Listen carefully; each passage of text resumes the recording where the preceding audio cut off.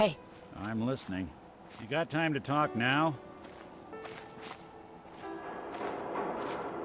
what's wrong? Wrong? Oh no, nothing's wrong. We've just been traveling a while now, and I figure there hasn't exactly been equitable distribution of information. Gotten a decent glimpse into your dirty laundry, but you still don't really know a whole heck of a lot about me. I figured I'd offer to balance the board. So, is there anything you want to know? What do you remember about the Institute? It's all pretty hazy from back then, but now and then I get glimpses. Life inside the Institute, they keep you isolated. A single test chamber was my whole world for years, and someone was always watching. Then one day you wake up on the other side, and that's it. They've cut you loose. Welcome to the brave new world, with such people in it. What's with the outfit? After I started the agency, it just seemed like the sort of thing a detective ought to wear. I got some old memories, pre-war. Faded to all heck, guys dressed like this, doing what I do. Putting on the hat and trench coat, and I figured it'd let folks know I was serious about the whole thing. Clothes make the man and all that. Guess I felt they made me the man I wanted to be. So, who are you, Nick? That's a question I've been trying to figure out myself for a long damn time.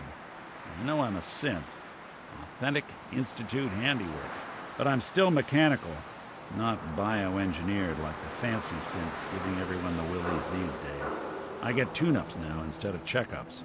My memories, my personality, they're all lifted from some cop who volunteered for an experiment back before the war. They scanned his brain and copied it onto the hardware that runs between my ears.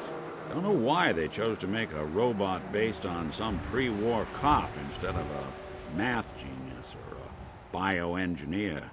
Hey, maybe that's why the Institute tossed me in the garbage instead of turning me into one of their people snatchers.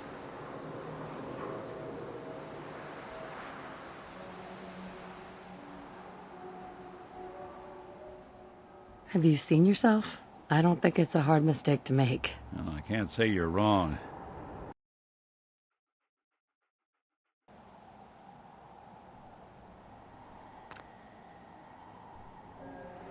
Wait, what?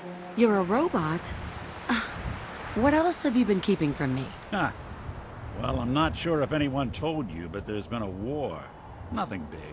I think we'll bounce back just fine. Wait, the original Nick was from my time? Sure was.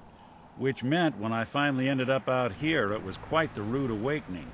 I remember waking up one day in a garbage heap, a body in tatters and a head full of memories belonging to a man who'd been dead for 200 years.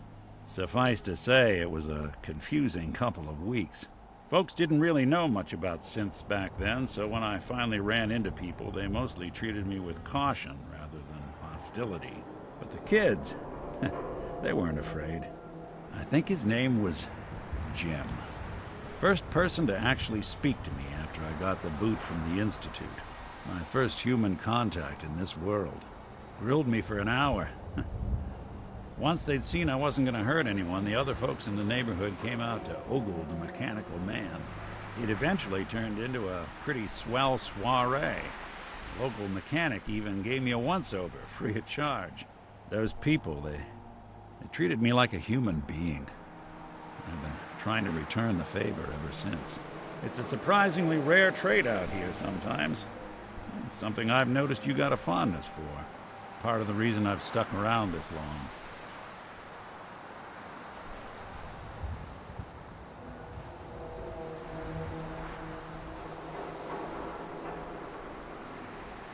You can't be that naive.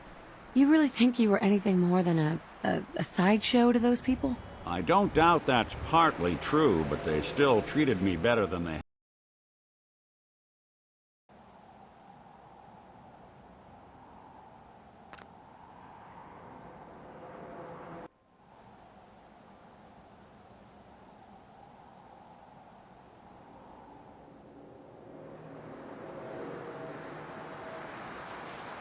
I do what's needed.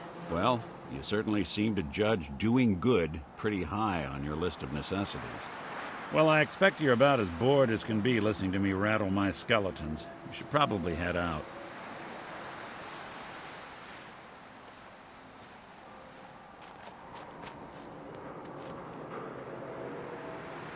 Get out of my way.